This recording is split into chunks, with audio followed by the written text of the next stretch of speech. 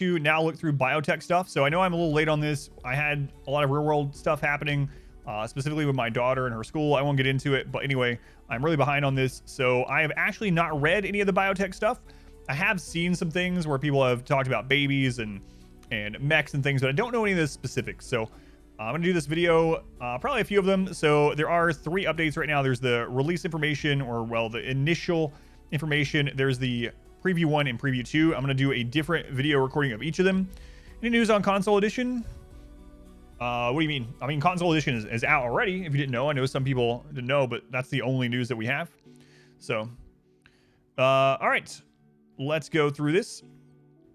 And yeah, so this was the initial stuff mentioned about RimWorld Biotech. I will never building an army. Forgive Tynan for naming it Biotech. I even told people, they're like, how do you know it's gonna start with an M? And I'm like, you know what? Knowing Tynan, I'm sure he knows that people wanted it to start with an M, and he's gonna purposefully make it something else just to spite them. He seems like the kind of person that would do that. He absolutely knows. So anyway, we're gonna talk about RimWorld Biotech. Martin, thank you for the 5 gift subs. Thank you, Martin. Very much appreciated. All right, here we go.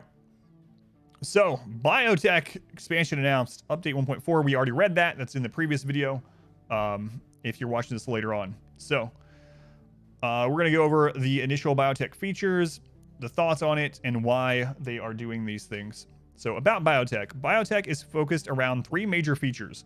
Controlling mechanoids, including many new mechanoid types, by making your colonists into a Mechanotor. Make that the name of the expansion, Titan. Mechanotor. Jerk. No. Raise babies and children, reproduce and create families by both natural and artificial means. Now, Smurf actually showed there's a quote. So there's been this rumor for years that Tynan did not want to have babies in the game, but apparently someone asked him this during an interview or something. Sometime they asked him a question, and he said that was actually false. That he never said that, and he never said he didn't want to have them.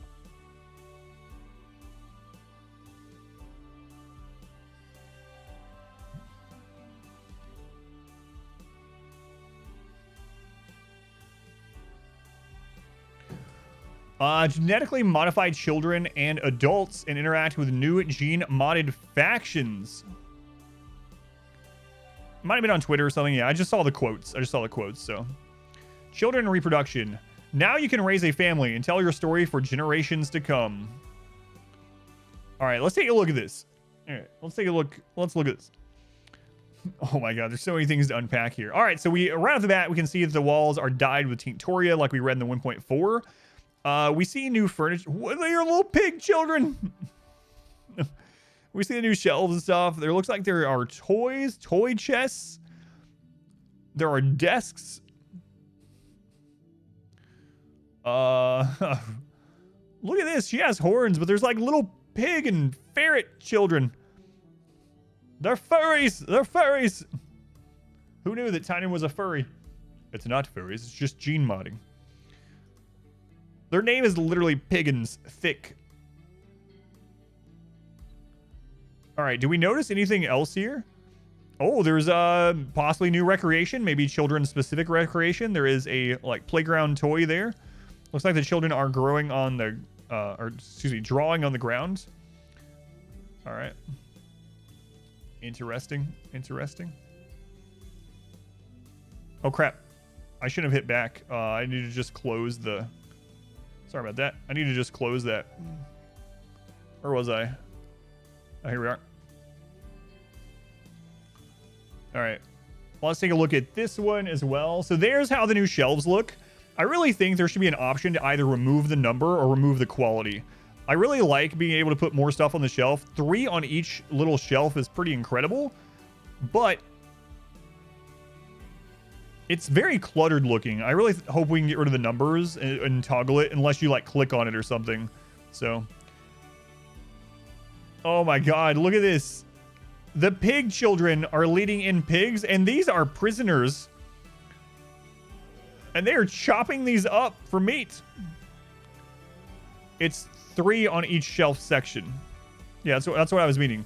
I now consider a shelf a single tile. I already went over that. Yes, there's 3 on this and 3 So if you have a double shelf, it's going to be 6, yes. But I mean 3 stacked in the same spot. But that, look at that. There we go. There's a meat factory. They're all eating raw meat. Look how dirty the kitchen is.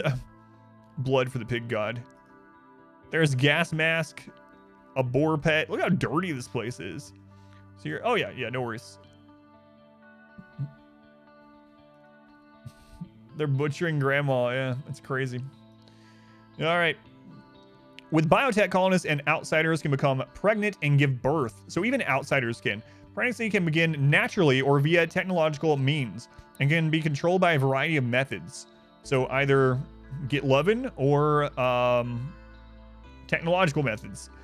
Babies bring joy, but also challenges. Colonists' hearts will melt when the baby coos and giggles in their arms, but it takes effort to keep a baby happy and healthy and loved.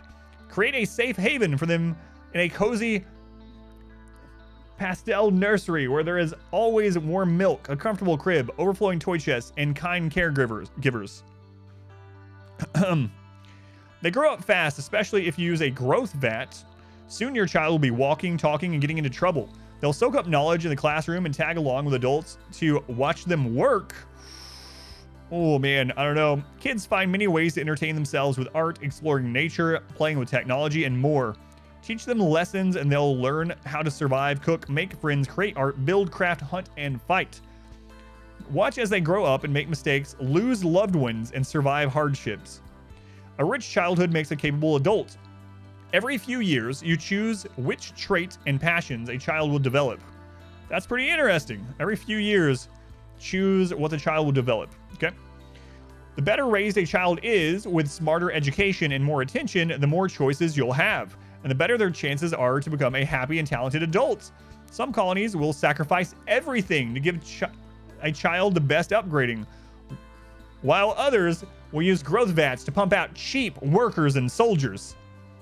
The choice is up to you. I wonder what I'm going to do on my first playthrough. It's a very hard decision. It's a very hard decision.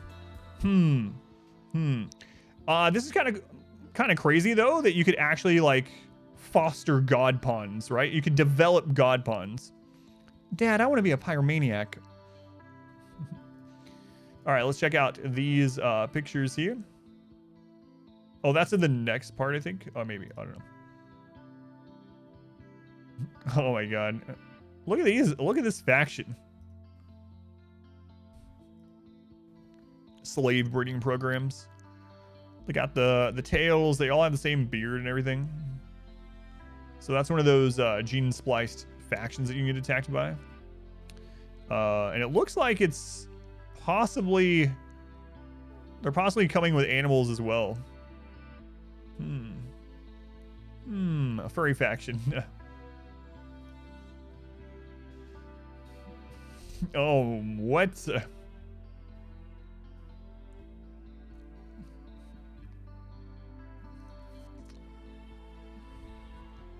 Oh boy. Oh boy. Keep children in a dark, empty room to make them aesthetics. Yeah. All right. All right. There's a lot to unpack here. There's a lot to unpack. So first off, it looks like your mechs that you control are painted a little bit different. Look at these mechs. This one has like some kind of beam. Very big area of effect. We got children on fire. We got little bitty mechs. Look at the little mechs. Wow, this is going to be nuts. So lots of new mechs to think about fighting and how they work.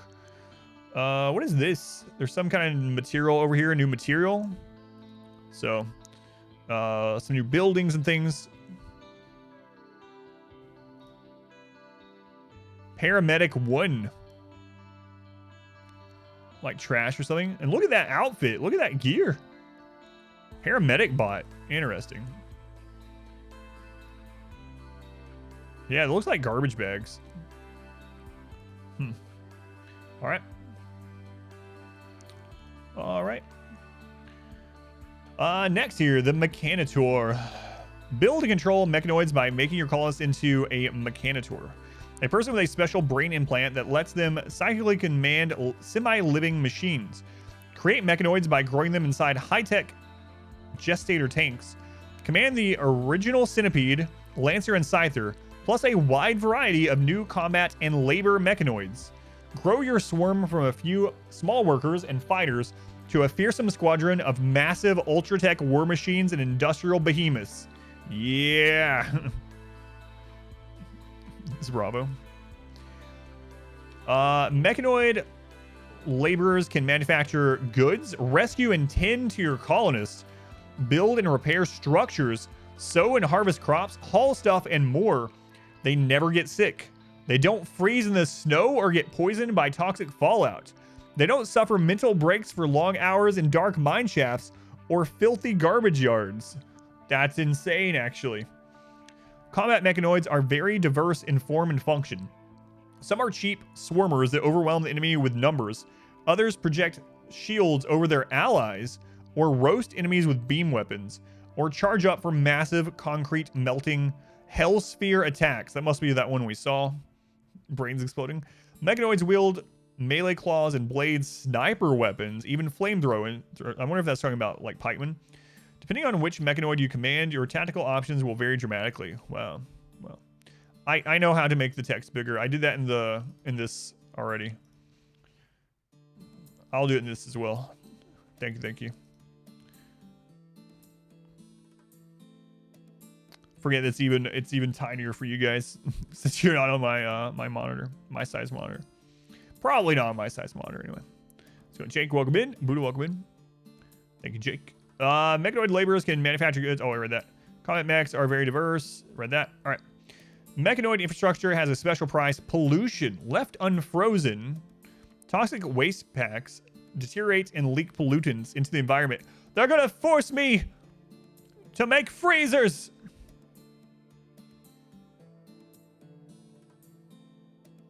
Pollution makes living things sick. It poisons your colonists and pets. It blocks the sunlight with smog and irritates your colonists' lungs. It triggers hibernating insects to emerge on the planet's surface.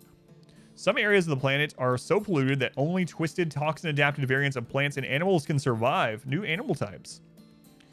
Pollution is a challenge that you can handle in a variety of ways. Freezing or export. Neighbors might not like this. Adaptation or high-tech atomization. That's what I was thinking about too. And just dump this on the tribes that we don't like. Yeah, just send all the garbage to friggin' tribals across the river. Who cares?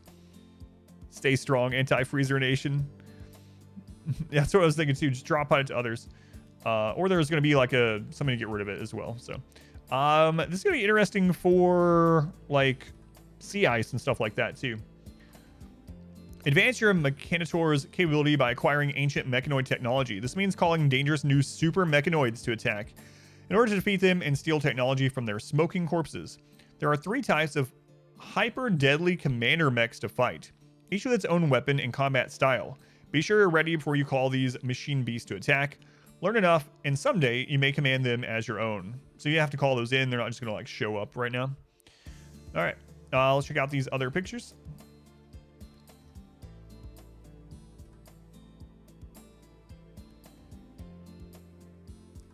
All right. That's a lot of garbage. So there's the thing where they're atomizing it.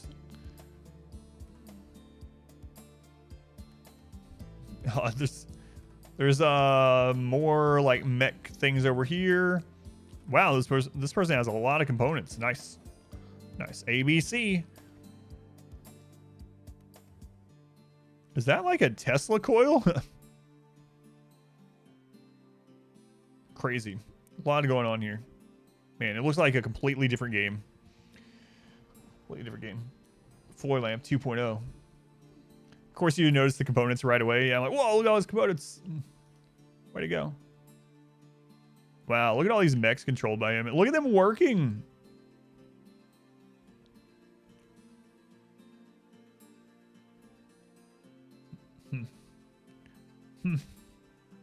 Man, this is adding so much to the game. It's kind of crazy.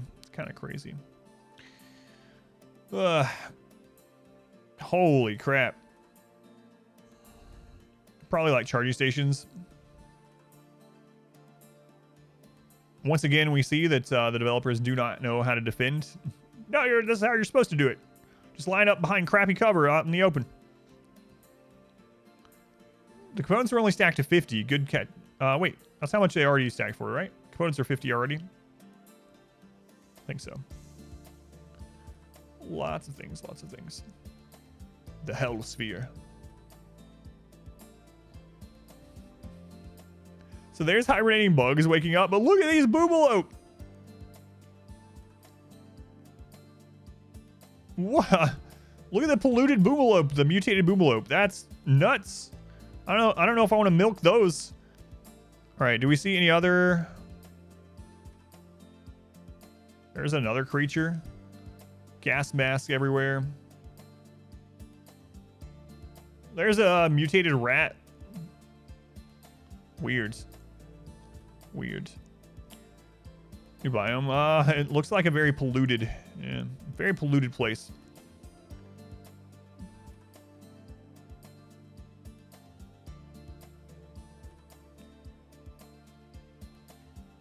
Is that a... Hang on. That's one of the little pig children in a closet with a dog while the mechs kill everyone.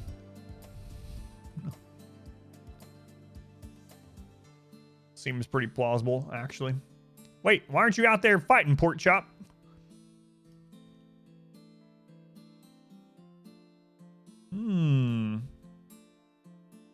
These mechs look like they are disabled with something other than a normal EMP. Do we see any kind of special weapon that anyone's carrying? These guys have... Oh, there's... Like the Morpheus... Look at their eyes. A spear. What are you guys... Why are you... What is on this guy's back? Is it like a flame... Yeah, like a flame tank or something? It took you 3,000 hours to half learn the game. Now you have to start over.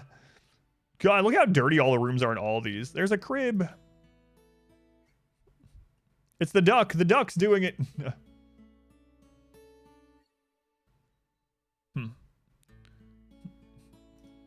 Crazy. Crazy. Gene modding. You can genetically modify people to create xeno-humans.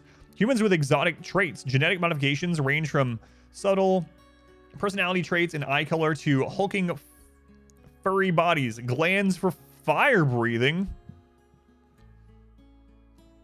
Rapid regeneration and immortality. The world contains a new set of xeno-human types and factions, including unstoppable super soldiers, fur-covered animal controlling Arctic settlers. Animal controlling. Toxic immune human bioweapons, fire-breathing horned desert imp people, psychic bonding concubines. Oh my god. And more. The darkest of them drink blood and live in shadows, deathless for eternity. This is adding a crap lot to the game. That's crazy. Oh god, fire-breathing tantrums. Imagine you have a fire-breathing pyromaniac that's like, you know what? Let's burn down the world. You can make your own xenotype from scratch and build infrastructure in your colony to enhance your people. Curate a collection of exotic genes by purchasing them from traders, accepting them as quest rewards, or extracting them from your menagerie of xeno-human prisoners. You can harvest the genes from anyone and implant those genes into your colonists and prisoners. You can also recombine genes to make bizarre and advantageous mixes of traits for implantation. Experiment with gene extraction and recombination to build your colony of xeno-humans. What? That's nuts.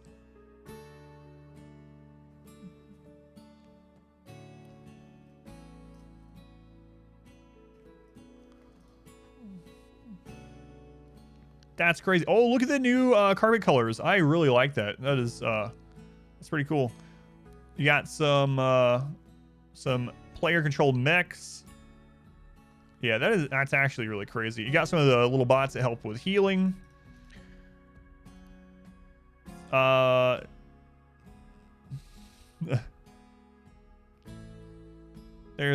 carrying some of the pig children. Crazy.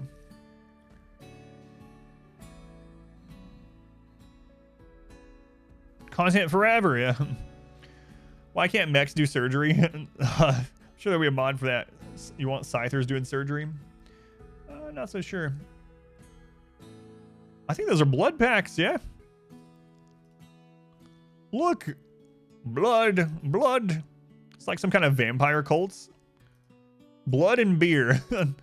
Blood, beer, and bacon. What else do you need? What else do you need? Look, she's even sleeping in what looks to be like a coffin. Wow. That's insane. Let's go and set. Doing like underground mountain rich. All right. So again, we are seeing bugs. I wonder if there's going to be more with bugs as far as like, there's a lot of bug meat too. As far as, I mean, you can already tame bugs, but I wonder if there's going to be any kind of breeding with bugs aside from, you know, just culling hives and stuff. So did I hear beer and bacon? Why Biotech? Tynan here. So he's going to explain why Mechanoids. Mechanoids have been RimWorld's in-game foe since way back in 2014. Fictionally, however, they are human-created for human purposes, so it was natural to extend this and allow the player to control the Mechanoids somehow. Since RimWorld is a character-oriented story generator, I didn't want to just add the Mechanoids as independently controlled robots the player can order around like an RTS. This would have been moving away from the character orientation that defines RimWorld. The Mechanoids needed to be human-connected. That's why I designed a system where each Mechanoid is linked to a specific person, the Mechanotor. The Mechanoids are an extension of the human who controls them, with all the human complexity that entails. Also, don't want to destroy the economic balance of progression rate of Mechanoids. This would have been easy to do. Human beings are inherently quite expensive. They need complex food, decent living quarters, social relationship. No, just put them all in a friggin' barracks. Come on, Tynan. Even rituals with the ideology expansion. In a naive game design, a colony of Mechanoids could skip most of these needs and be absurdly overpowered. Fun for a short time, but ultimately uninteresting. Speak for yourself. It switched to combat music when we started talking about mechs, yeah. Maybe you can harvest genes even from like animals, like bugs and stuff. Yeah, I mean, you must be able to do something like that because they're turning people into pigs and stuff, right? Yeah, so maybe bugs too. That would be interesting. Making the Mechanoids human-linked alleviated part of this concern, but they needed another cost since they are inherently so much less needy than people. Just eating resources wouldn't feel novel or interesting enough, so we needed a new kind of cost. I decided to explore the concept of pollution. Pollution doesn't cost anything to make, but it incurs challenges that come afterwards. It's a bit like going into debt. Not a problem at first, but if you let it catch up to you, it soon becomes a transformative challenge. We made sure there are a variety of ways to approach pollution, so players can choose whether to try to stay clean, suppress the effects, or just let it happen and adapt to the changing landscape. This linked in nicely with the gene modding system as well, since some genes help with pollution resistance. Pollution itself is designed to be interesting, interacts with insects, generating them and powering them up. It transforms landscape visually and economically, replacing normal plants and animals with a new set of pollution-specific plants and creatures. The new Pollux tree is a natural way to alleviate pollution. It's livable, but there are special challenges to living in pollution. Interesting. Okay. Finally, player-controlled Mechanoids were going to open up new ways to do combat. In the past, the players' units were limited in how diverse they could be, since they were mostly humans. Mechanoids can have much more exotic types of movement, weaponry, and combat tools. They can also be more expendable than humans. All this opened up opportunities for more types of player-side combat strategies, which were explored in depth with new types of combat Mechanoids. It gives players more tactical choices in combat and more ways to be aggressive instead of risk avoidance. So we're talking about the low shield changes. It might not matter if we can have a little army of cheap mechs just to run out into the pirates and have all those rockets go off on them, you know? The naturalness of fiction, human connectedness, unique new costs and strategies together made player-controlled Mechanoids a really attractive design path. Took a lot of work to build all that, but we had the time and resources to do it right. It's kind of crazy this is ready in like 13 months. Crazy. I mean, I'm sure they've been doing some of it for longer, but like the idea of playing a pollution faction, I think that's the first one I'm going to do. Why reproduction and children? The core design goal of it is weird, right? The battle music played only when we were talking in the mech section, and now we go to children.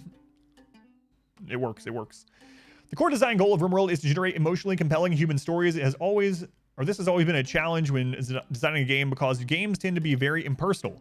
In games, progress often focuses on economic gains, increases in powers, or expansion of map control. These sort of number-oriented systems work great for games because they're predictable and mechanistic, which means players can reason about them strategically and computers can simulate them. The problem is that a good story isn't just a sequence of changes in economic numbers, damage amounts, or map control markings. Good stories are about people, emotions, and relationships. Good stories take things that individual humans value, safety, family, love, and put these things up for grabs and let the character struggle to gain them or avoid losing them. There must be a relatable person at the center of the story who is experiencing strong and relatable emotions about something they value. Which are some of the strongest and most relatable emotions? Those that come from family relationships. They're powerful because family is important to us. They're relatable because everyone has a family, so everyone can empathize with what it might be like to help a brother or parent have a child, help them, or fear losing them. So in the scope of RimWorld min-maxing, like if you're not doing a theme run, and for me, like min-maxing, when I have someone like their brother calls and they're like, help, I'm so-and-so's brother, I'm being chased, I'm gonna die. And they're not a pawn I'm like, see ya. You know, like, oh no, my grandmother just crashed in a pod outside. How old is your grandmother? What do you mean? She's my grandmother. She's like 80. Don't know what to tell you. Your grandmother is now tomorrow's dinner, you know? So anyway, see ya. This, of course, is obvious, but that's why other narrative media have explored this topic for thousands of years. Family-linked drama is the bread and butter of stories across older media. From the most classic novels of high culture to the bawdiest barroom tales, questions of family, obligation, sacrifice, life and death, and relationships are central to our most compelling stories. From "No, I am your father" to "Wow, you got the quote right. I will find you and I will kill you" to "You are the father." Family relationships are at the center of story. This is true in the Western stories that RimWorld is inspired by as well. Extending that into a RimWorld makes obvious sense, and it's something I've always been interested in. However, it took a long time to get here because these are such complex topics. Reproduction, birth, baby care, child raising all have a lot of fine details, and to reach content that I always knew would take substantial effort to get right. I wanted to make sure we had the development power to make the game generate these kinds of powerful, family-oriented emotions without cutting corners or excessive jank. Biotech being the longest expansion development cycle with the most developers we've ever had, I decided that it was time to bite off this big challenge. Mari, yeah. Now, honestly, this will impact even when I'm doing min-max runs to an extent, not only from a mood standpoint in min-max, but I mean, it will cause some like very story type things, right? Imagine, you know, you have someone that ends up getting pregnant with someone else's baby, like all kinds of, like, you know, how Crusader Kings can we get with this? Yeah, that's what I was thinking too. Like, there's going to be a lot of questions. Like, I don't know, man. Is this going to end up having like incest and stuff? Like, what is happening? We'll have to see what the rules are in the game and what it is coded to allow and not allow, and how that will impact moods and from a min-max standpoint, you know, what of those things can we exploit both for like mood gain, for recruitment gain, for production, for all those things. There's going to be so much to explore in this. It's going to be absolutely crazy. Lots of things. Why gene modding? So this is the last section of this. We already read the 1.4. Genetically modified xenohumans have always been part of the RimWorld universe fiction. All right, so right off the bat, a lot of people don't know this. There are files that you can go view. I think they're in like a Google document somewhere that are official files of the lore of RimWorld. RimWorld actually does have lore and stories and whatnot. It's relatively dry, most of it, but you can go find that. I had a command for it. I think the command's broken, but I'll have to go re-find it as well. But it talks about the lore of the different, like, you know, Herb World people, Glitter World. It talks about the mechs and how they were made, the bugs and how they were genetically made. It does have some guidelines. So if you haven't looked at that, I highly recommend going and checking that out. They're RimWorld's way to explore how biologically different humanoids might tell new stories or unlock new types of gameplay. With reproduction already being part of this expansion, it was natural to extend that into allowing genetic modification. Like everything else in RimWorld, gene modding is an inherently character-oriented system. It changes who people are and what they can do, which alters their relationship and the emotions those will produce. It also opens up new gameplay paths. Genes can unlock new combat tactics, economic roles, and so on. It gives individuals more distinct visual identity. It even generates new moral choices, as players decide what kinds of modifications they are willing to apply to their people, their children, or their prisoners. Guys, it said that we could make people regenerative. We can have prisoners that give us infinite lungs. Perhaps. Why take more prisoners when you can just make one prisoner regenerate all the lungs you'll ever need? That's my lung prisoner. His name is literally Lungs. We just take his legs off so he can never escape. And then we just harvest lungs. Lung price is buffed too, by the way. 1K each. Perfect. Perfect. Nice. Excellent. I'm thinking economic changes for sure. Organ harvesting to the next level. Nice. What does the legs regrow? It's fine. We can just take them off every time. It's fine. His legs will regen, but he can't move until they do, right? So every time he has legs, we just cut them off again. More medical experience. It's fine. It would add an extra challenge. It added more variation to the human world in the form of the different types of factions. Instead of just different human factions with different diplomatic orientations, now those different factions are dominated by different types of xenohumans. This alters how they fight, which makes combat more distinct from each other. Finding a raid of furred attacking warriors is quite different from a raid of baseliner humans or Neanderthals. Neanderthals, they're adding those. Or fire-breathing impids or pigskins. There's a lot of fun, colorful differences between them too. A raid of squealing pig people. I can't wait to have squealing pig people in my oven. You remember the popcorn sound? No, no, no. Quite different from a raid of bear calling furred attacking. We experimented with a lot of gene effects before settling on a set that is diverse and consistently fun to play with without breaking the game. It took a while, but in the end, testers are loving it. They never let me test these. I wonder why. I also had a ton of fun writing the name generators for the new xenohuman factions, especially the pigskins. Lurk. The pig war is all over again. All right, so that was the first bit of biotech stuff that's released. There's actually 2 more that I'm going to go over that I haven't looked at either. But before I even look at those things, first impressions are really good overall. I really like this. It's going to add so much variety and lots of guide content I can make. But not only that, lots of themed runs. Like immediately, there's these ones that it's talking about, you know, they're like the vampire cult and stuff like that.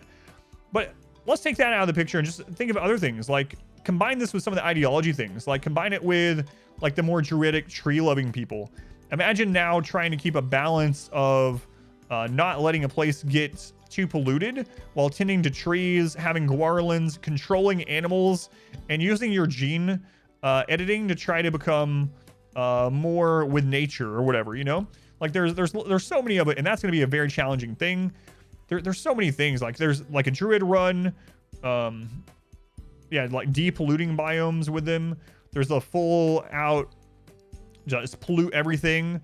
We can maybe do, depending on if children, how old they have to be before they can like be in combat or something like that. We could literally do a run where like, all right, as soon as you turn 20, we have to sacrifice you. We can only use children and then up until their through their teenagers, and then we have to sacrifice you at 20. Imagine a challenge run like that. Really crazy. We could do a low pawn count run with lots of mechs. We'll have to see all of the specifics, like not only with that, but like how do mechs impact raid points, how they impact like the combat points or whatnot. Like there's a lot of different things to think about. And there's a lot of things immediately that I think about that I shouldn't. Like here's something for you. How early on can you equip a shield belt on a child? Because there is this trick in RimWorld, right? There's a couple things here. One, the lower a body size, the harder it is to hit, right? Hang on. And the more prone a body is, the harder it is to hit. So there is a strategy right now that I don't use very much because it's pretty cheesy, where you put a sleeping spot set to medical in your kill box area. You give someone a shield belt. You set up a surgery for them so they go lay down there. During the raid, raiders come in and they try to shoot at the down person, but the down person has so much cover, so little chance of being hit. Imagine if that's a smaller person.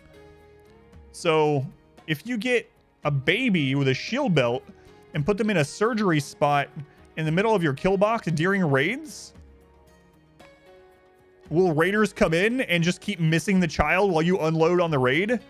And, Welcome you know, back. if a doomsday happens to hit the baby instead of the rest of the colony, that's fine. That's fine. Anyway, there's so much to unpack. There's so many strategies to think of, both from a role-playing. So the one thing I really like about this announcement is there's a lot here for the story generation. There's a lot here for the role-playing, the people that play the game peacefully or, you know, just to chill. And then there's a lot of things that we can work on for min-maxing, exploiting, figuring out what is best, you know. So I really like that we have both of those options. I always say that RimWorld, and with any game really, play whatever is fun for you. Play whatever's fun for you with RimWorlds. And it seems like this is making the gamut of things you can do and have fun with so wide. There's gonna be stuff for everyone that enjoys RimWorlds, I feel. So let me end this recording. This was the RimWorld Biotech starter preview. There's 2 other ones that I'm going to see if I have time to go over tonight. I think I just will stay up and do them, and I might end up starting the stream later tomorrow. But yeah, let me end this recording, take a sip of my drink here, and then we will look at the other 2 previews.